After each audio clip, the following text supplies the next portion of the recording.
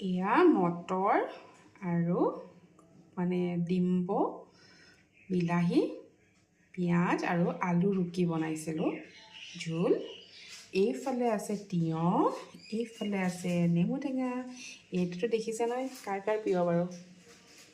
এইফালে ৰঙালাও, মটৰ আৰু চয়াবিন ভাজি, আৰু এইফালে শাকৰ ভাজি মানে পালেং শাক। এতিয়া ঠাণ্ডা দিনত আৰু শাক খোৱা বতৰ হয় নাই। এইখনে আজি মোৰ থালি। কেনেকুৱা লাগিছে বাৰু আপোনালোকৰ?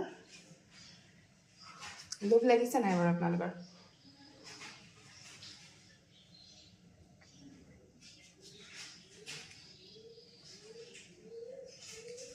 এইয়া আজি মোৰ খানা। Welcome to my Pallavi Parashri blog. সকলোৱে ছাবস্ক্ৰাইব কৰিব আৰু লাইক কমেণ্ট শ্বেয়াৰ কৰিব।